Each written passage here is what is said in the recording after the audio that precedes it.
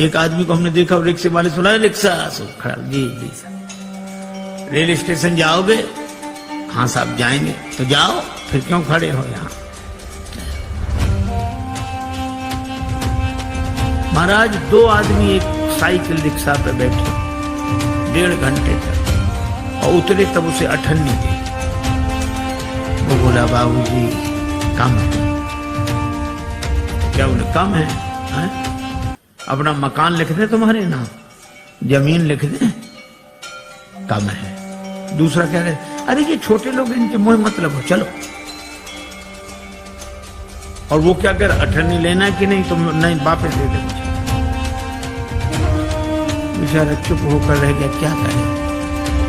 पर ऐसी परिस्थिति में भगवान राम केवट को आदेश नहीं देते कि नाव लाओ, केवट से नाव मांगते हैं। मानो श्रमिक के श्रम का सही मूल्यांकन भगवान ने किया कि नाव पर तो तुम्हारा अधिकार है, तुम अगर चाहो तो हमें पार उतार सकते हो, हम नाव मांग रहे।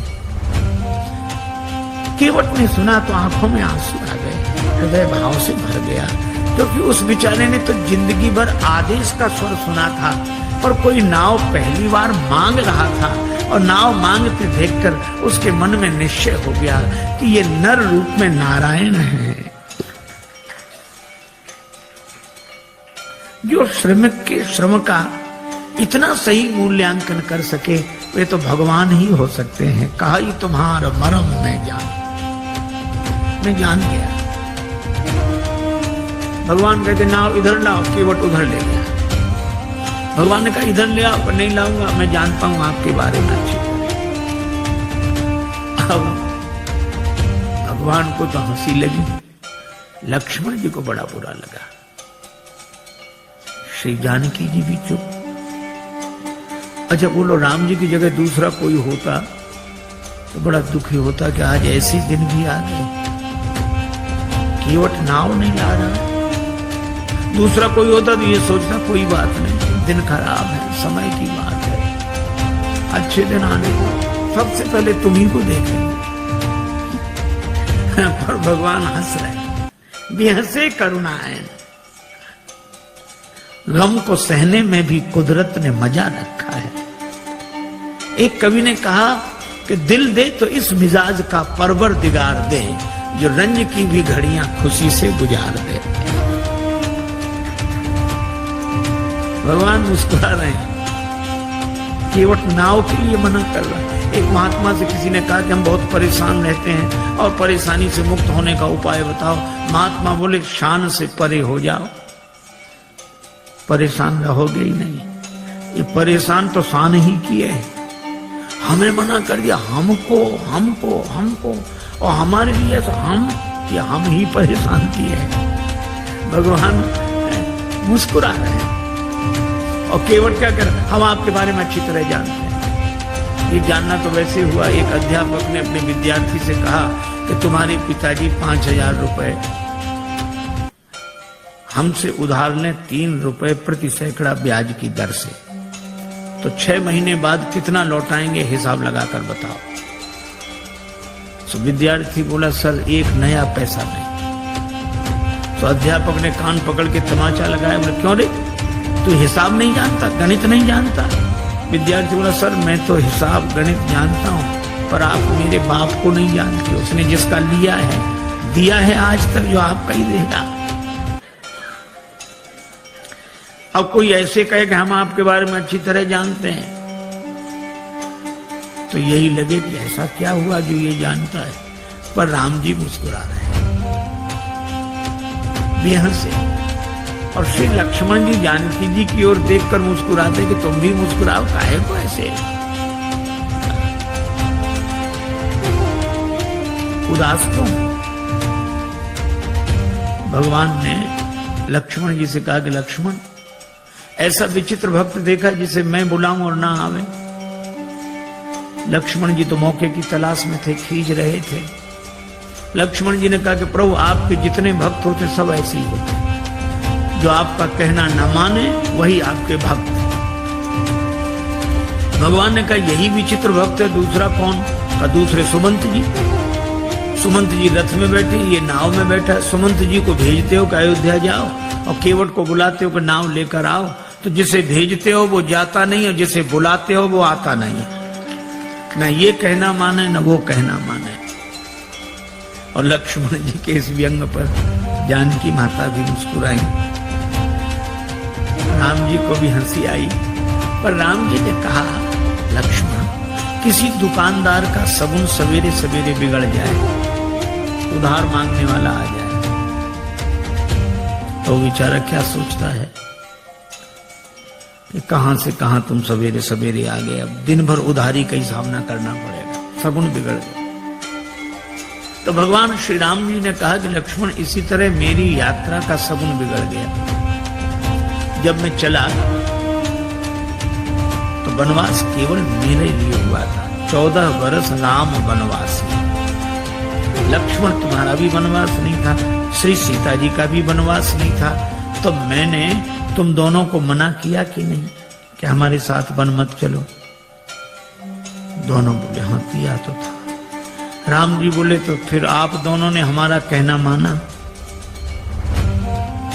दोनों बोले नहीं माना।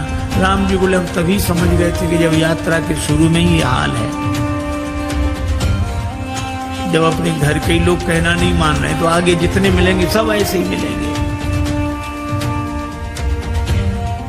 पर भगवान ने कहा कि श्री लक्ष्मण और श्री जानकी जी से कि आप दोनों ने कहना इसलिए नहीं माना क्योंकि मेरे प्रति प्रेम है, प्रेम के कारण कहना नहीं माना। तो मुझे लगता है कि केवट भी प्रेमी ही होगा, वो भी कहना नहीं मानता। लक्ष्मण जी ने कहा इसमें प्रेम तो दिख नहीं रहा है। भगवान ने कहा केवट के जीवन में प्रेम का दर्शन है, प्रेम का प्रदर्शन नहीं है। जैसे हम लोगों का होगा, जो मिले उसी से, अरे आप तो हमें प्राणों से अधिक प्रिय हो। सच कह रहे हैं, प्राणों से अधिक प्रिय।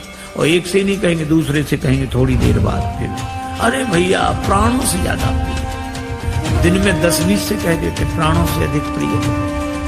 ये तो भगवान की बड़ी कृपा है कि प्राण ये सुनकर नाराज नहीं होते। नहीं कहीं प्राण नाराज हो जाए कि हमसे ज्यादा प्रिय है तो इन्हीं को रखो, अब हम जा रहे हैं, कोई नहीं कहेगा। केवट के जीवन में प्रेम का दर्शन है। लक्ष्मण जी ने कहा महाराज इसका प्रेम तो आप ही समझो। अच्छा केवट क्या सोच रहा है?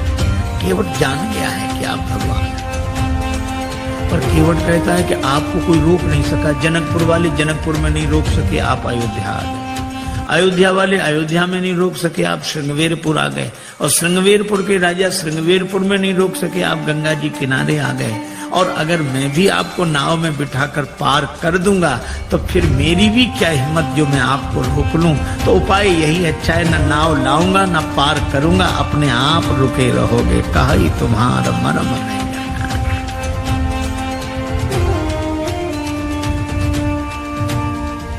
भगवान से कहता है कि प्रभु महाराज आपके चरण कमलों की रज में ऐसा जादू है, मनुष्य बना देने की शक्ति है। शिला को चरण छुला दिया, नारी बन गई। भगवान ने कहा तो शिला तो पत्थर की होती, तुम्हारी नाव कोई पत्थर की है? केवट बोला वाह महाराज, शिला तो देर में बनी होगी, ये तो लकड़ी तो पत्थर से कोमल होती है। पाहनते बन बाहन काठ को कोमल है, जल खाई रहा है, ये तो और जल्दी बनेगी। पानी में पड़ी हुई लकड़ी और कोमल होगी। भगवान ने कहा क्या उपाय क्या है, क्या चाहते हो? केवट बोला हम क्या चाहते हैं, आप पार जाना चाहते हो कि नहीं? भगवान बोले हमें तो जानी। तो फिर ये कहो आप चाहते हो पार जाना? हाँ तो जो प्रभु पार अवश्य गा चाहो, मोहि पद पदुम पखारन कहा। अपने चरण कमल धोने के लिए कहो। भगवान ने कहा कि वैसे काम नहीं बनेगा। केवट बोला कैसी बनेगा? ये नाव बनेगी नारी यहाँ गंगा जी किनारे, और जब नारी बनेगी तो घर में बैठेगी। लेकिन जब ये घर में बैठेगी तो घर में जो पहले से बैठी है वो, उसको तो लगेगा कि नहीं कि नाव नारी बन गई, वह तो सोचेगी नाव बेचकर दूसरा विवाह करके लाया। और महाराज घरनी घर क्यों समझाई हूं जो, उसको मैं कैसे समझाऊंगा? लक्ष्मण जी ने कहा हद हो गई, भगवान को समझा रहे और पत्नी को नहीं समझा सकते। केवट बोला महाराज अपने अपने अनुभव की बात है, भगवान को समझाना आसान है, बहुत कठिन है। राम जी खूब हंसे, लक्ष्मण जी भी हंस रहे, केवट इन अटपटी बातों पर। भगवान बोले तो और कोई उपाय? एक उपाय है। क्या? यही घाट के थोड़ी दूरी अहे कटिलों जल था दिखाई, थोड़ी दूरी पर कमर तक जल है, आराम से निकल जाओ। भगवान बोले वही ठीक, बताओ। केवट बोला वाह महाराज अभी सवेरा हुआ है, यात्रियों का आना जाना शुरू हुआ है, हम आपको वो जगह बताने जाएं सब देख लेंगे, हमारी नाव में कौन बैठेगा, रोजी रोटी का सवाल है, ऐसा नहीं। तो फिर आप दिन भर रुको, जब सूर्यास्त हो जाएगा सब लोगों का आना जाना बंद होगा, मैं जाके बता दूंगा, फिर रात को निकल जाना, चाहे सवेरे निकल जाना। भगवान बोले लक्ष्मण चरण धुलाना ही ठीक है, यहां कहां रुकेंगे? केवट कहता है कि चरण धोने के लिए कहो। पात भरी सहरी सकल सुत बारे बारे, केवट की जाति कछु वेद ना पढ़ाई हो, पूरा परिवार मेरो याही लाग राजा जी हो, वित्तहीन कैसे दूसरी गढ़ाई हो। अगर ये नाव नारी बन गई तो फिर यह भी तो सोचो महाराज, पूरे परिवार का पालन इसी नाव से होता है, तो परिवार का पालन करने वाला साधन तो चला जाए और घर का एक सदस्य और बढ़ जाए। महाराज कृपा। अच्छा, अब इसमें एक बड़ा तात्विक संकेत है। केवट कहता है कि नाव नारी न बने। हम लोग भी व्यवहार का काम करते हैं, दुकान चलाते हैं, व्यापार करते हैं, पैसा लेते हैं, देते हैं। श्री तुलसीदास जी कहते कि सब करो कोई बात नहीं। केवट भी यही करता है, धंधा करता है, यात्रियों को बिठाता है, उस पार ले जाता है, पैसा लेता है। लेकिन इस केवट की सबसे बड़ी विशेषता एक है कि यह नाव तो चलाता है, लेकिन नाव गंगा जी में चलाता है। और गंगा जी क्या है? का राम भक्ति जहां सुरसरी धारा। इसी तरह हम दुकान व्यापार आदि सब करें, लेकिन भक्ति की भाव धारा से जुड़कर करें। यही केवट प्रसंग का संकेत है। भगवान ने कहा अगर तुम्हारी नाव नारी बन गई तो पार करने वाली खुद पार हो जाएगी, जड़त्व से मुक्त हो जाएगी। केवट बोला सो तो ठीक है, लेकिन नाव नारी बनेगी तो घर में बैठेगी, और इसका अर्थ कि मेरी बुद्धि अगर चैतन्य हो गई तो आत्मन्यो आत्मना तुष्टा के भाव से घर में बैठेगी, तो भक्ति की गंगा जी तो छूट जाएंगी। प्रभु मैं ऐसी मुक्ति नहीं चाहता जो भक्ति की गंगा जी से दूर कर दे। वह नहीं बंधन की जो अज्ञानता से बांध ले मन, और फिर सहसा कभी भी टूट सकता हो अकारण। मुक्ति छू पाए न जिसको मैं उसे बंधन कहूंगा, जो मरण को जन्म समझे मैं उसे जीवन कहूंगा। महाराज मुझे मुक्ति नहीं चाहिए, और आपके चरणों की रज मुक्त कर देने वाली है, तो इस मुक्त कर देने वाली धूल को ही धो डालूंगा। काहे से धोगे? गंगा जल से। और कितना बढ़िया संकेत है कि इस मुक्त करने वाली रज अर्थात रजोगुण जन्य कामना को भक्ति के भाव जल से धो डालूंगा। मुक्ति नहीं चाहिए, सगुण उपासक मोक्ष न लेहि। भगवान ने कहा तो फिर धो लो चरण, क्या दिक्कत है? केवट बोला ऐसे नहीं धोऊंगा, कहोगे तब धोऊंगा। मोहि पद पदुम पखारन कहो। श्री राम जी ने कहा काहे को इतनी जिद कर रहे हो? अरे बहुत लोगों ने हमारे चरण हमसे बिना पूछे धो लिया, हमने मना थोड़े ही किया। तुम भी धोगे तो मना थोड़े ही करेंगे, पर कहलाते क्यों? और फिर हमको संकोच होता, हम कैसे कहें कि हमारे चरण धो लो? अरे किसी श्रद्धे के प्रति किसी की श्रद्धा है तो चरण छू ले, पर ऐसा कौन श्रद्धेय होगा जो अपने चरण फैला कह के चलो छुओ? ऐसा तो वही कह सकता है जिसका शर्म से कोई संबंध ना हो। अब भगवान कैसे कह देंगे हमारे चरण धो? और केवट कहता कहोगे तभी धोएंगे। तो भगवान ने बिना पूछे धो लो। बहुतों ने धो लिए। केवट ने कहा सुनो महाराज, जिन्होंने बिना पूछे आपके चरण धो लिए उनकी अपनी गरज रही होगी, उन्हें भवसागर से पार जाना होगा, इसलिए उन्होंने आपके चरण आपसे बिना पूछे धो लिए। लेकिन यहाँ गरज मेरी नहीं, यहाँ गरज आपकी है। मुझे पार नहीं जाना, पार आपको जाना है। इसलिए अगर पार जाना हो तो कहो कि हमारे चरण धोकर हमें पार कर दो। भगवान मुस्कुराए कि केवट सब कुछ पाए ले रहा है, पर इतना चतुर है एहसान रत्ती भर नहीं। आपकी गरज है तो कहना हो कहो। लक्ष्मण जी बोले अगर चरण धुलाने तो।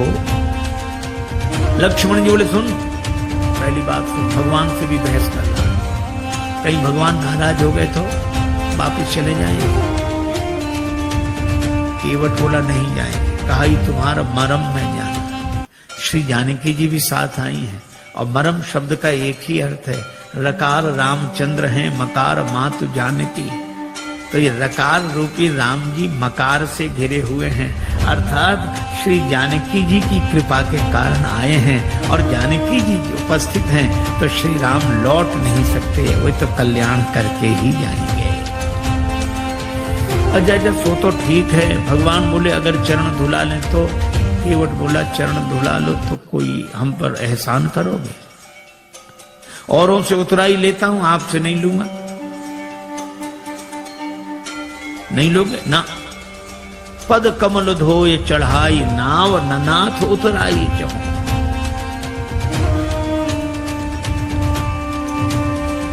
केवट का बेटा खड़ा था, बोले पिताजी ठहरो ठहरो, इन्हें नाव में बिठाना ही। क्यों?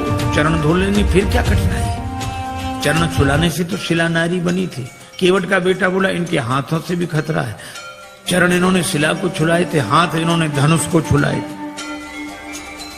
छुअत ही टूट पिनाक पुराना। अगर चरण छुलाने से नाव के नारी बनने का डर है तो हाथ छुलाने से नाव धनुष की तरह टूट जाएगी। इनको किसी भी दशा में बिठा लो ही मत। लक्ष्मण जी ने सुना कि केवट है तो है, बेटा और गजब। पर केवट बोला नहीं नहीं, चरण छुलाने के बाद। भगवान से केवट कहता है उतराई नहीं लूंगा। भगवान ने कहा उतराई क्यों नहीं लोगे? केवट बोला आपके पास देने को होगा क्या? वनवासी बने घूम रहे हो। जो बात आप बाद में कहोगे तो हम पहले ही कहे दे रहे हैं कि उतराई नहीं। अच्छा नहीं लोगे उतराई, इसका प्रमाण क्या है? सबूत क्या है? केवट बोला मोहे राम रावरियान दशरथ शपथ सब सांची कहूं। राम जी आपकी सौगंध, महाराज दशरथ की सौगंध, सही सही कह रहा हूं। श्री लक्ष्मण जी को लगा तो भगवान ने शीलवश जितनी ढील इसे दे दी है। अब ये कोई बोलने का ढंग है? हमारी बात बिल्कुल सही है, आपकी कसम, आपके बाप की कसम। बोलने में तो ऐसे ही लग रहा है, पर केवट ऐसे बोल नहीं रहा था।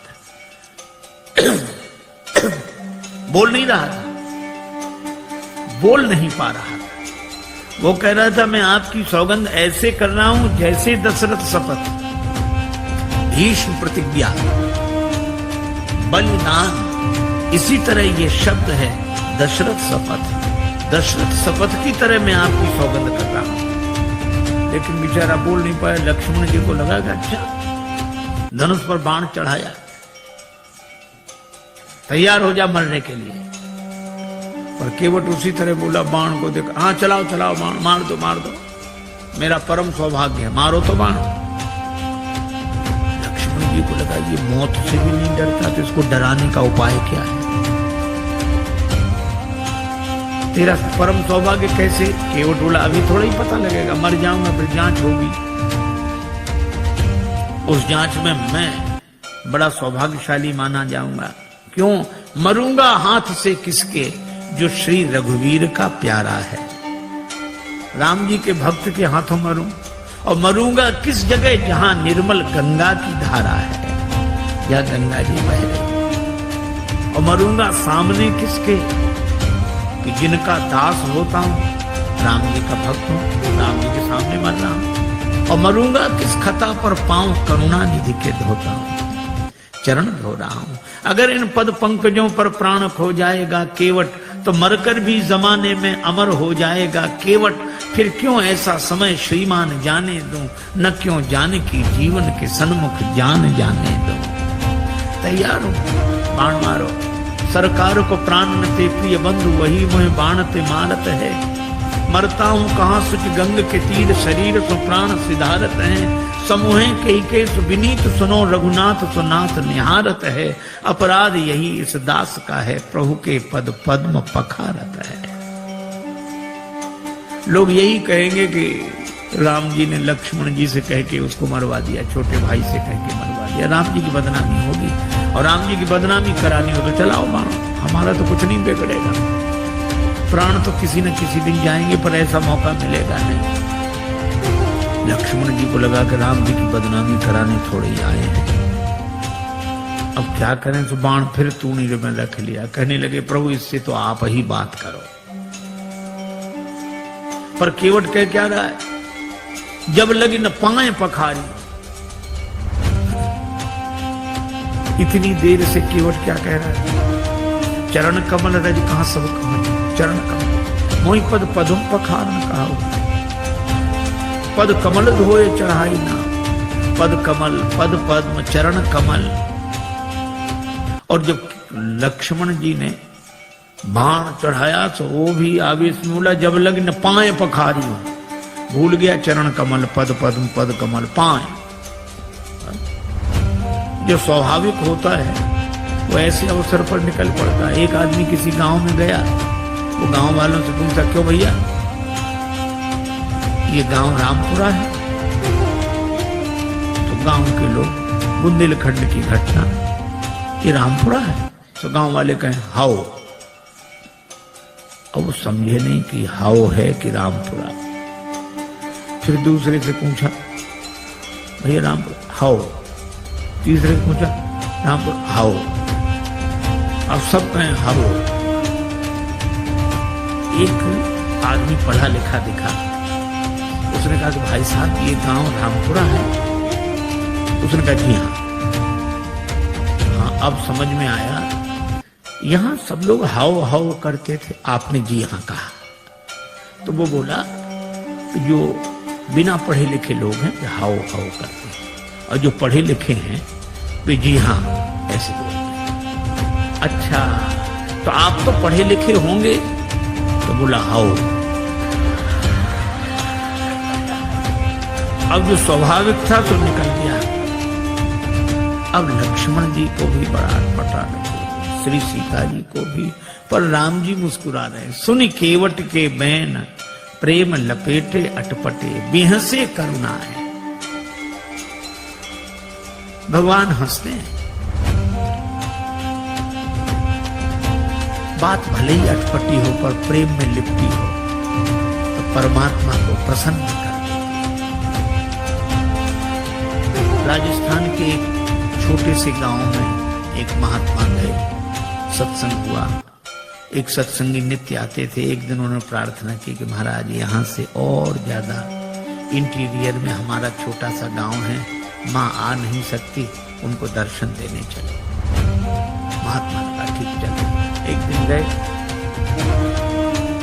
उस व्यक्ति ने माँ से कहा माँ महात्मा आए प्रणाम। तो बुढ़िया श्रद्धालु तो थी लेकिन अपनी टूटी फूटी मारवाड़ी बोली में बोली, गोरू जी थारे खुर छू। अब एक तो गुरु जी को गोरू जी कह रही थी, वो चरणों को खुर। महात्मा को बड़ा अटपटा लगा, अभी तो रोज चरण कमल सुनते थे, अब चरण भी कहती तो ठीक, पांव भी कहती तो ठीक, खुर तो पशुओं के होते हैं।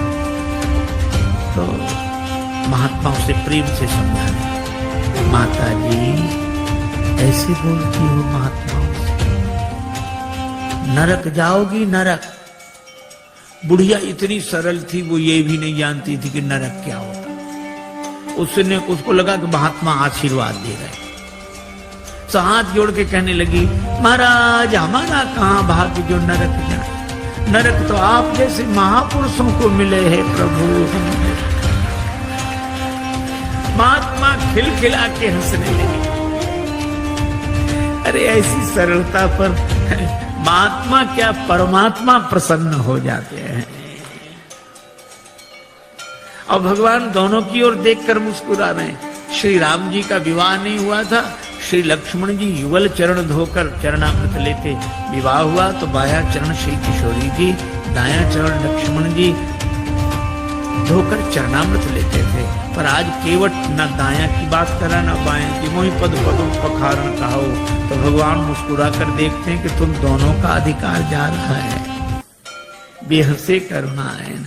और केवट की मांग की चौपाई एक ही, बहाने से भी बात नहीं बनी। एक के घर मेहमान आया, जाने का नाम न ले, दोपहर का तो भोजन करा दिया, वो इतना कृपण शाम का भोजन न कराए, लेकिन मना कैसे करे। बेटे से बोला मेहमान के पास जब बैठे हो तब आकर पूछना शाम के भोजन। बेटे ने कहा पिताजी शाम को भोजन क्या बने। तो पिता मेहमान के बगल में बैठा, पिता कहने लगे शाम को फिर भोजन, अभी मेहमान के साथ तो हमने भोजन किया ही था, अब शाम को फिर भोजन करें, हम कोई राक्षस हैं? मेहमान से पूछ लो, मतलब मेहमान भोजन करे तो राक्षस है। बेचारे मेहमान ने भी कह दिया कि नहीं ठीक है हो गया। बहाने में लोग बड़ी चतुर। एक महात्मा किसी वृद्धा माता के यहाँ भोजन को गए, मैया ने सब भोजन परोस दिया, पंखा लेके बैठ गई, थाली में पीछे पापड़ रखे थे, पापड़ परोसना भूल गई। अब महात्मा का मन पापड़ पे जाए बार बार। मन का ये स्वभाव है, जो करोड़ों की चीज मिली हो तो उसे 2 कौड़ी की लगती है, 2 कौड़ी की चीज ना मिले तो करोड़ों की लगती है, उधर ही देखे। लेकिन मांगने में शर्म भी लगे और बुढ़िया को याद ना आवे। सो महात्मा बोले मैया भगवान की बड़ी कृपा, आज जो आपका दर्शन हो गया। क्यों? रास्ते में बड़ा लंबा सांप मिला। सांप? हाँ लंबा था। कितना लंबा महाराज? यहाँ से वो पापड़ की थाली रखी। बुढ़िया बोले अरे महाराज पापड़ परोसना तो मैं भूल गई। महात्मा बोले अब तो बता रहे थे कि सांप कितना लंबा था। तो कई बार बहाने से भी बात बन जाती, युक्ति से बना लेना चाहिए, लेकिन कई बार बहाने से भी बात नहीं बनती। एक के घर मेहमान आए जाए नहीं, और बेचारा घर वाला संकोची कुछ कहे नहीं। 5-7 दिन हो गए। एक दिन पति पत्नी से बोला कि देवी ये मेहमान तो जाता ही नहीं, कोई उपाय है। पत्नी बोली और खिलाओ पिलाओ और सम्मान करो, काहे को जाता हूं। देखो देखो ये व्यंग मत करो, तो उपाय बताओ। पत्नी बोली उपाय तो है 3 मर्ज उपाय, बुखार हो जुकाम हो मेहमान हो। ज्वर जुकाम और पाहुना, ज्वर जुकाम और पाहुना, इनका एक उपाय लंघन दे दो तान के फिर न वापस आए। लंघन दे दो बुखार नहीं आएगा, लंघन दे दो जुकाम नहीं आएगा, और लंघन दे दो मेहमान नहीं आएगा। हाँ ये बात तो ठीक है, लेकिन अब हम लोग भोजन बनाएं उसे घर में, तो एक दिन ना बनाओ। तो नहीं बनाने का तो कोई कारण होगा, झगड़ा। हम लोगों में झगड़ा होते झूठे ही झगड़ा कर लो। अब बाहर वाले कमरे में मेहमान बैठा, भीतर जोर जोर से इन्होंने झगड़ा करना शुरू किया। पति ने डांटना शुरू किया, और पत्नी ने मुझे तो मुझे डांटते रहते और आज हो रही हो, आज भोजन ही नहीं बनाऊंगी। पति बोला बनाना ही मत। मैं कोई मर नहीं जाऊंगा एक दिन में। अब झगड़ा शुरू हुआ और मेहमान ने सुना कि आज इन्हीं को नहीं मिल रहा है, तो उसने अपना थैला उठाया, गया। पत्नी ने देखा कि गया, पति ने देखा गया, तो पति बोला हम काहे को रो रही हो, हमें कोई सच्चा डांटा था, हमने तो झूठा डांटा था। पत्नी मुस्कुरा कर बोली मैं कोई सचमुच रो रही हूँ, मैं तो झूठे ही रो रही हूँ। लेकिन आश्चर्य, तब तक मेहमान भीतर, हम कोई सच्चे गए थे, हम भी तो झूठ ही गए थे। कई बार प्रयास करने पर भी काम नहीं बनता। भगवान ने बड़ा प्रयास किया पर केवट बोला साफ साफ कहो, प्रबंध हो लो। प्रेम पराधीन प्रभु की यह अभय वाणी सुनकर केवट गया, कठौते में जल भर लाया। आहा, उस दृश्य को आप देखें। कठौता एक और रख दिया, बाई हथेली आगे बढ़ाई, श्री राघवेंद्र का दायां चरण रखा और कठौते से जल छोड़ दिया, लगा धोने। मन में तो यही भाव है कि वही चरण जिन चरणन ते निकसी सुरसरी, बड़े भाव से चरण धोया, लेकिन पता नहीं लगने देगा। श्री लक्ष्मण जी ने कहा कि अच्छा केवट, बड़े भाव के कारण चरण धो रहे हो? केवट बोला नहीं नहीं सरकार, हम तो नाव के कारण चरण धो रहे हैं, भाव के कारण। भगवान एक पांव से खड़े हैं, केवट बैठा, देवता भी आश्चर्य कर रहे हैं। कैसे ऐसे भक्त तो देखे जो भगवान के सामने एक पांव से खड़े रहे, पर ऐसा भक्त नहीं देखा जिसके सामने भगवान ही एक पांव से खड़े रहे। बड़ी देर हो गई, भगवान ने कहा केवट चरण धुल गए? केवट बोला हाँ महाराज धुला तो, लेकिन तब तक भगवान ने चरण नीचे रख दिया। केवट बोला गड़बड़ी कर दी, चरण गीला था, पहुंच तो लेने देते मेरी इस फटी दुपटी से, आपने पहुंचने नहीं दिया, गीला चरण धरती में रखा, धूल लग गई, दोबारा धोना पड़ेगा। लक्ष्मण जी बोले हो चुके पार, चरण तो गीला रहेगा, इसमें धूल लगे, इसे धुलाओ, उसमें लगे, उसे धुलाओ, बस चरण ही धुलाते रहो, कभी दाया कभी माया। भगवान ने कहा रुको रुको, केवट से पूछ रहे, केवट हम कब तक ऐसे ही खड़े रहे? केवट बोला सुनो सरकार, गौतम तीय तारण अधम उदाहरण है, प्रेम से पगों को पखारन मोह दीजिए, और धोए चरण को बिनु पहुंचे धरनी में धरो, लागी रज फेर भ्रम दुगुन ना कीजिए। दोबारा मेरे भ्रम को उत्पन्न न करें, और लेखन में जड़े कण केते देख देख धोऊं। भगवान बोले हम एक पांव से कब तक खड़े रहें? आप एक पगते खड़े याते न कीजिए। जिन विचार योग के एक ही पांव होता, वे भी तो किसी का सहारा लेकर खड़े रहते, वृक्ष का, डाली का, किसी आदमी का, लाठी का। भगवान बोले यहाँ कोई सहारा हो तो बताओ। केवट बोला है, चाहो अवलंब तो विनीत जू, विलंब बिनु नाथ मेरे माथ पे सो हाथ धर लीजिए। भगवान कहते हैं कि देखो कैसी चतुराई है। लोग कहते हैं हमें सहारा मिल जाएगा अगर हमारे माथे पे हाथ रख दोगे, पर केवट कहता हमें नहीं, अगर आपको सहारा चाहिए तो हमारे माथे पे हाथ रखो। भगवान ने केवट के माथे पर हाथ रखा तो बरस सुमन सुर सकल सिहाही, यही सब पुण्य पुंज को चरण धुले। भगवान ने कहा भैया चरण तो धुल गए, हाँ तो अब पार कर। केवट बोला अभी नहीं, आपके लिए घाट का नियम थोड़ा ही तोड़ दूंगा। नियम क्या है? जो पहले आते हैं उन्हें पहले पार करता हूं, बाद वालों को बाद। भगवान ने कहा तो हम ही तो आए यहाँ पहले, और पहले से कौन है जो पार न हुआ हो? हमें तो नहीं दिखाई दे रहा। केवट बोला अगर आपको दिखाई पड़ ही गए होते तो पार ही ना हो गए होते। कौन है? हमारे पूर्वज। तो तुम्हारे पूर्वजों का उद्धार कैसे होगा? केवट हाथ जोड़कर बोला जैसे महाराज भागीरथ के पूर्वजों का उद्धार हुआ। महाराज भागीरथ के पूर्वजों के उद्धार के लिए गंगा जी का जन्म ब्रह्मा जी के कमंडल में हुआ, और आज मेरे पूर्वजों के उद्धार के लिए गंगा जी का जन्म मेरे कठौते में हुआ है।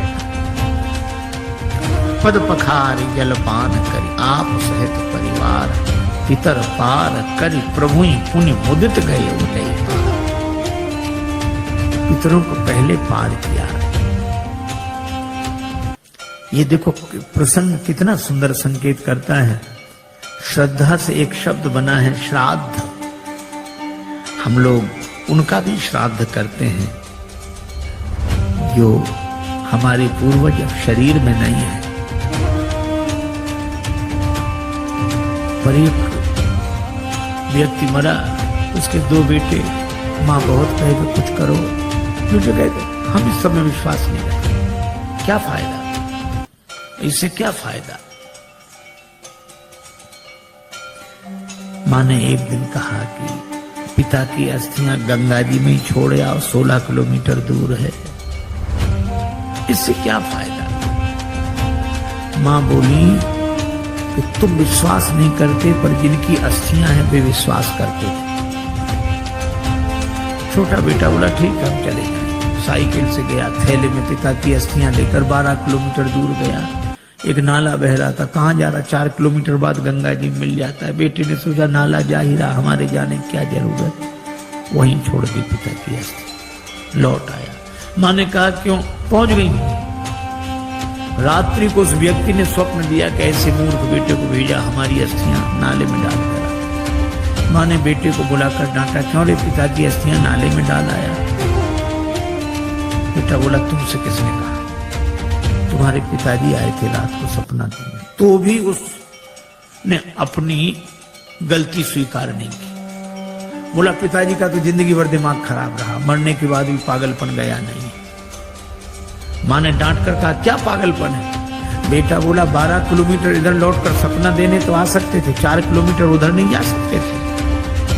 यह हाल है।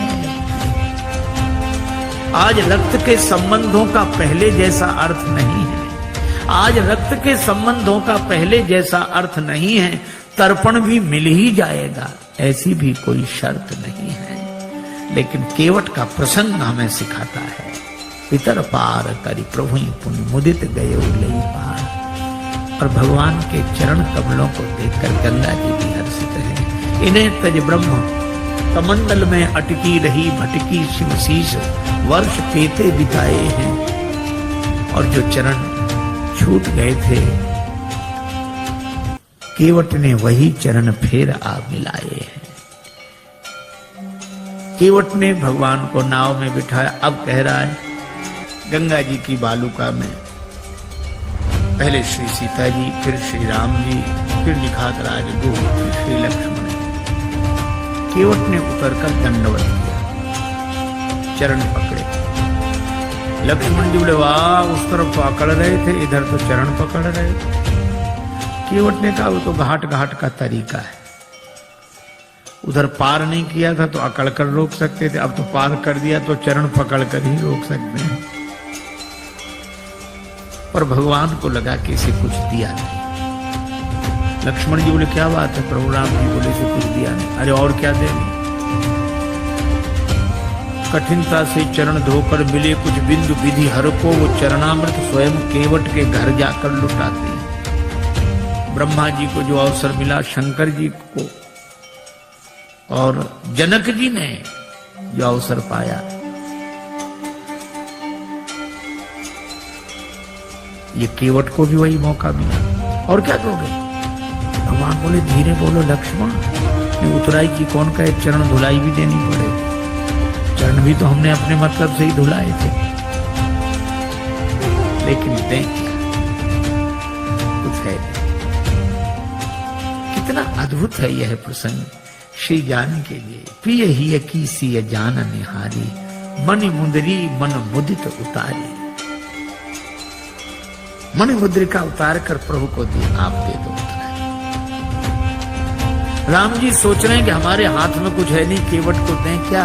पर श्री जानकी जी ने मन में सोचा और कहा कि प्रभु, मन ही मन कहा कि प्रभु आपके उस हाथ में नहीं, इस हाथ में तो है। श्री राम जी ने कहा कि तुम्हारा हाथ मेरा हाथ कब से हो गया।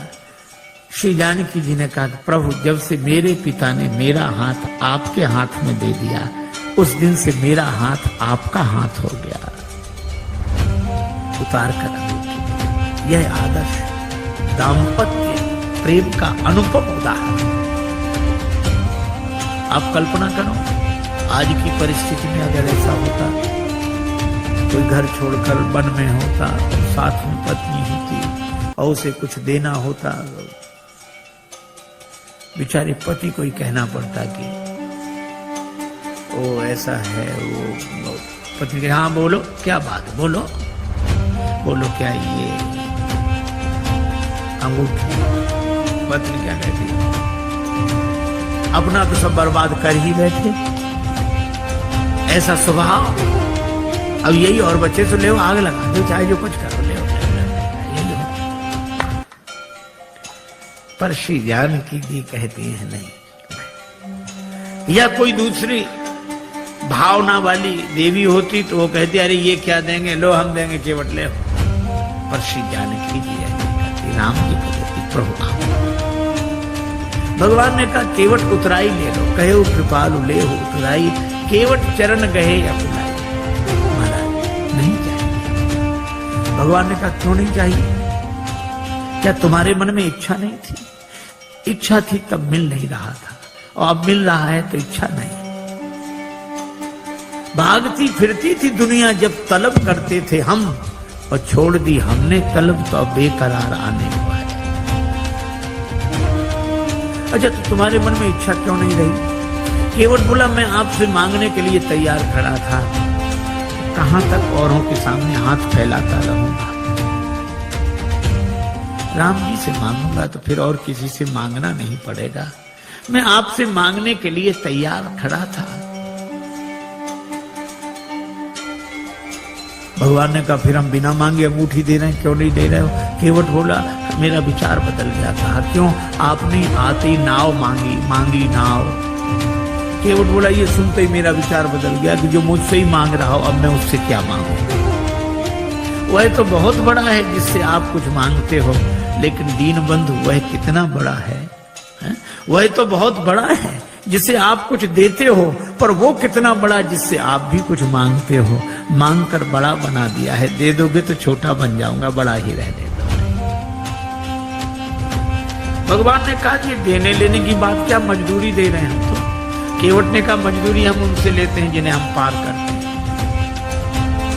जिन्हें हम पार करते हैं उनसे मजदूरी लेते हैं।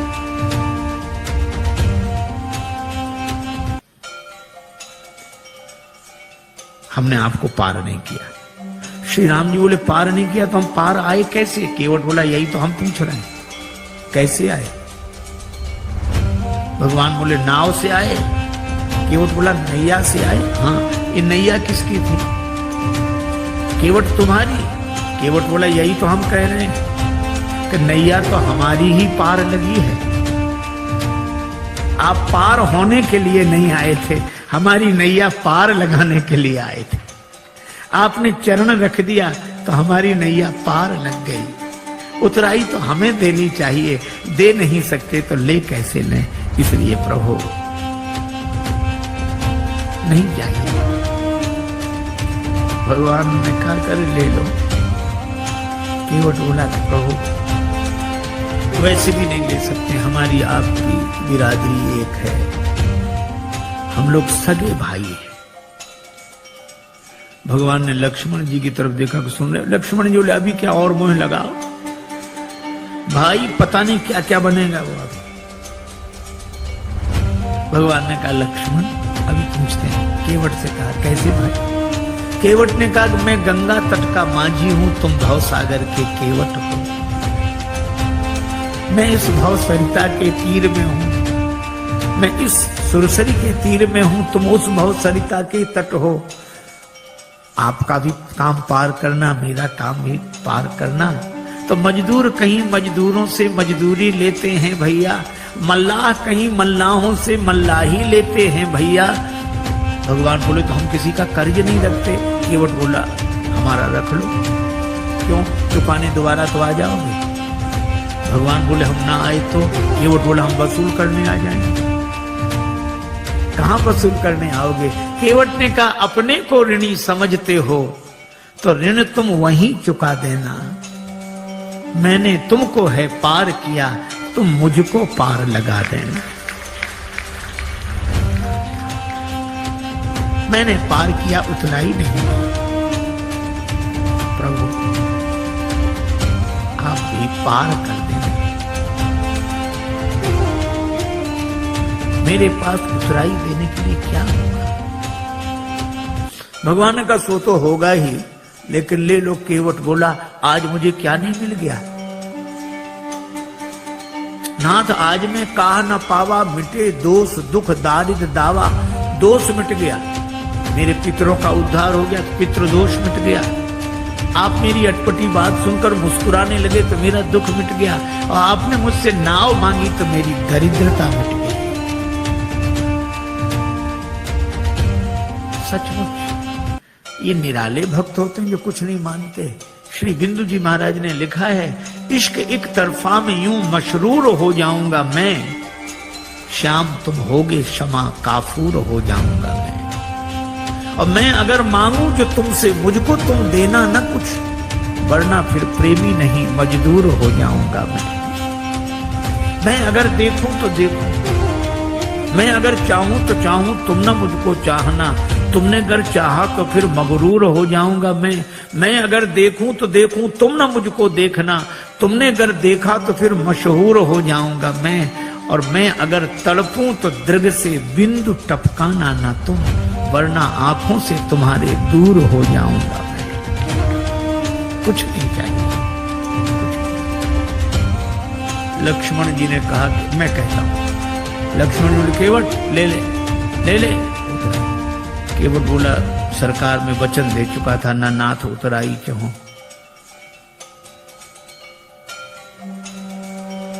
लक्ष्मण जी बोले भगवान को भी वचन का प्रवचन दिए जा रहा है, ले ले उतराई ले ले ले ले। केवट ने हाथ जोड़कर कहा छोटे सरकार, हमारा वचन आपके बाण की तरह नहीं है जो धनुष पर चढ़ तो जाता है और फिर उतर जाता है। लक्ष्मण जी बोले ये वचन कौन सा बाण से कम है, प्रभु आप ही बात करो इससे।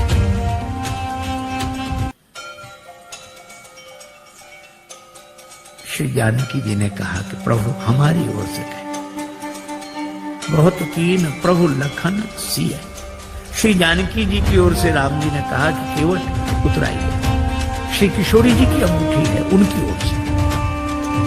अब तो हंसते रहने वाला, हंसाते रहने वाला केवट भावुक नेत्र भर आए, हाथ जोड़कर बोला प्रभु मैंने आपको पार बाद में किया है, पहले आपके चरण धोए और मुझसे पहले भी आपके चरण किसी ने धोए थे, महाराज जनक ने। और महाराज जनक ने आपके चरण धोकर अपनी बेटी जानकी आपको अर्पित कर दी। मैं कैसा चरण धोने वाला जो उसी बेटी की अंगूठी उतराई में ले ले? मैं दे नहीं सकता तो ले कैसे ले? केवट के आंसू भर आए और श्री जानकी जी को गंगा जी किनारे भी अपनी मिथिला याद आई। भगवान ने कहा केवट तुम कुछ नहीं लेते तो मुझे दे। प्रभु आपको क्या दूं? मुझे आज्ञा दो तो मैं जाऊं आगे।